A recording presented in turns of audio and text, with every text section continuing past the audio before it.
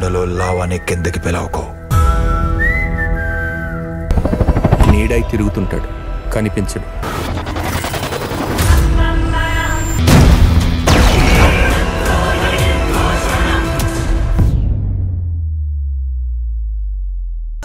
My pleasure అండి. సరే, మేము వెళ్ళొస్తాం. సరే అండి, వెళ్దామా? బాయ్ అవి.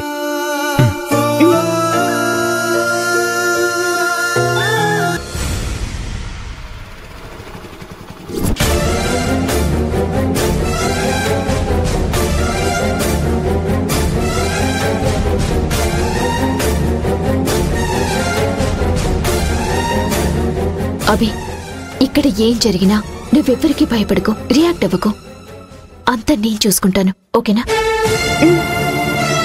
పద.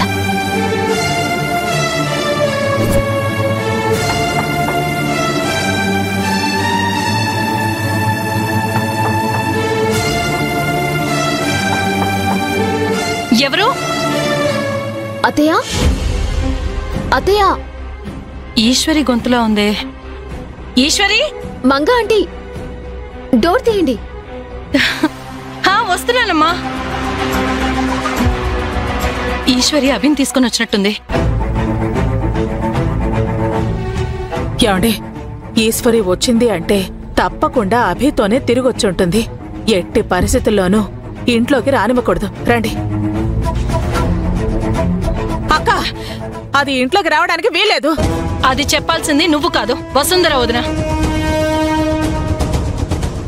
ముందు తప్పు గిరిజా. నువ్వు డోర్ తీయడానికి వీల్లేదు. ఏయ్, ఈ టైంలో వాళ్ళు ఎక్కడికైనా వెళ్తారు గిరిజా? కొంచెమైనా బుద్ధి లేకుండా మాట్లాడుకో. తప్పుకో. అది మనకు అనవసరం.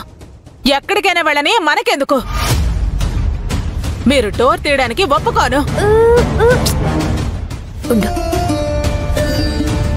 మంగా ఆంటీ, తప్పుకో. తప్పుకో, తప్పుకో గిరిజా. గిరిజా చెప్పేది విను. తప్పుకో. రండమ్మా, రమ్మా. ఈశ్వరి, ఆగో.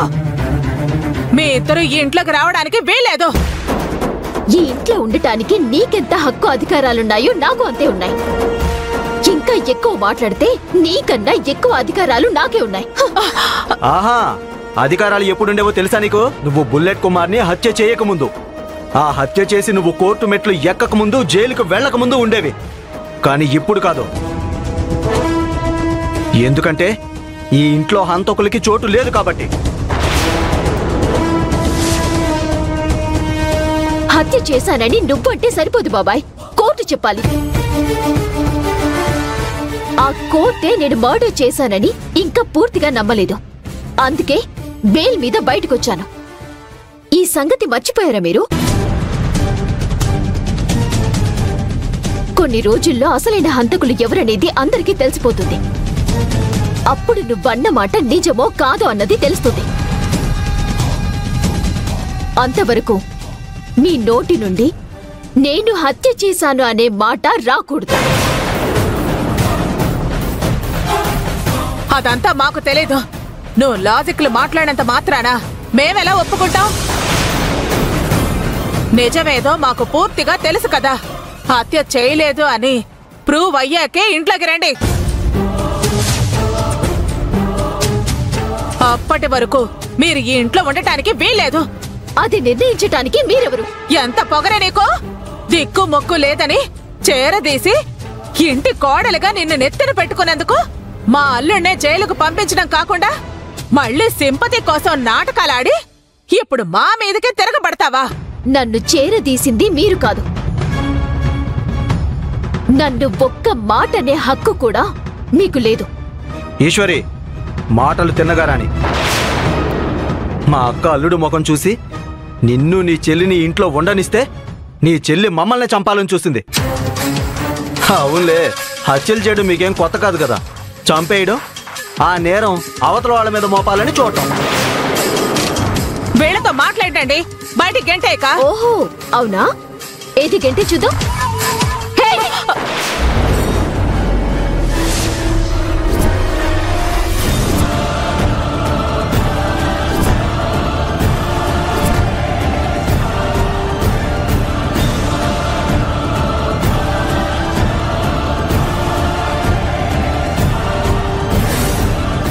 హాల్లో ఏదో గొడవ జరుగుతున్నట్టుంది. ఏంటి అరుస్తున్నా?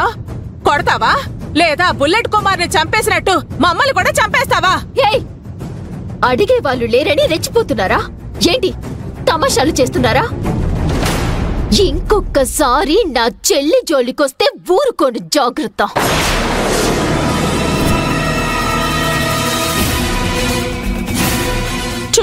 చూసావా వదనా? అక్క చెల్లెళ్ళు మా మీద ఎలా దౌర్జన్యం చేస్తున్నారో. ఆ మాటలు రానిది నా మీద హత్య ప్రయత్నం చేసింది. ఇప్పుడేమో ఈవిడ నోటికొచ్చినట్టు బాగకు. ఊరుకుంటున్నాం కదా అని నోటికొచ్చినట్టు వాగితే సహించేది లేదు, భరించేది లేదు.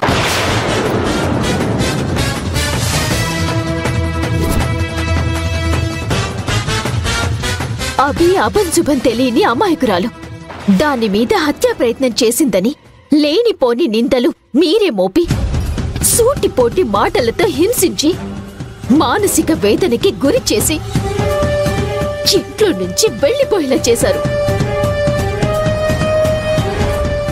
అంటే మాకు మేమే గాయాలు చేసుకుని అది మీ చెల్లెల మీదకి మోపేమంటున్నావా నువ్వు? అవును, అదే నిజం. అమ్మో అమ్మో అమ్మో, చూసారా వదినా మా మీద ఎలా డబాండాలు వేస్తుందో. అయినా వీళ్ళు ఈ ఇంట్లో ఉండగా ఎవ్వరిని ప్రశాంతంగా ఉండనివ్వరు. అందరి ముందే చెల్లెలి జోలికొస్తే సహించను, క్షమించను అని ఎన్ని వార్నింగ్లు ఇస్తోంది. అర్ధరాత్రి ఎవరికీ తెలియకుండా సైలెంట్ గా చంపేసి గొయ్యి తవ్వి పాతేస్తారు వీళ్ళు.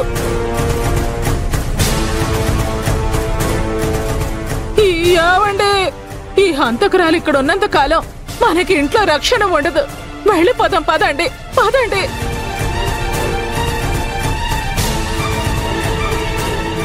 ఇదేంటి అక్క ఇంకా సైలెంట్ గా ఉంది? కొంప తీసి ఈశ్వరి మాటలు నమ్మి మేం పోతే పోనీలే అనుకుందా? వాసుదేవ్, గిరిజ, వాసుదేవ్, మీరు నా వాళ్ళు.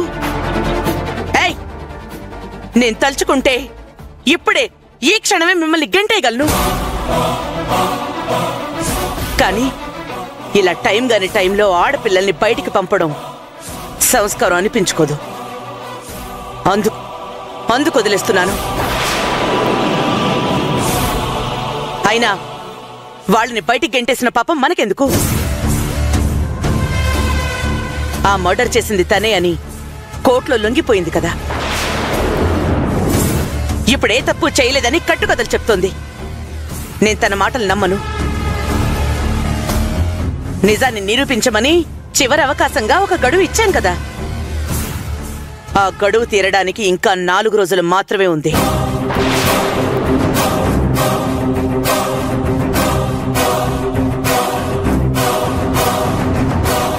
మనం ఈ 4 రోజులు ఓపిక పడితే వాళ్లే వెళ్ళిపోతారు. ఇంట్లో నుంచి తరిమేస్తావనుకుంటే మళ్ళీ గడువు పేరుతో ఉండనిచ్చావు కదక్కా. ఛ! అత్తయ్య, మేము మీకు భారంగా ఉన్నందుకు ఈ క్షణమే వెళ్ళిపోవాలనిపిస్తుంది. కానీ ఇప్పుడు వెళ్తే నేను దోషిని అని ఒప్పుకొని వెళ్ళినట్టు అవుతుంది. అందుకే 4 రోజులు ఇక్కడే ఉంటాము.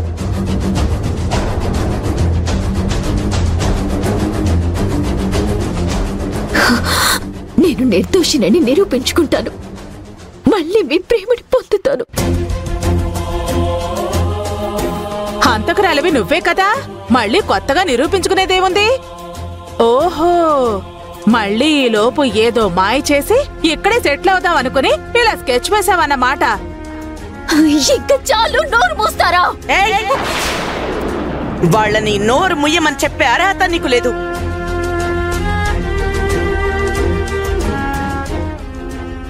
ఉండనిచ్చాను కదా అని నోరు పారేసుకోకు. జాగ్రత్త. మీరు మీ గదిలోకెళ్ళి ప్రశాంతంగా పడుకోండి. బురదలో రాయి వేస్తే మన బట్టలకే మురికి అంటుకుంటుంది. అలాగే మూర్ఖులతో వాదిస్తే మన విలువే తగ్గుతుంది. అనవసరమైన వాళ్లతో మాటలనవసరం. పదండి.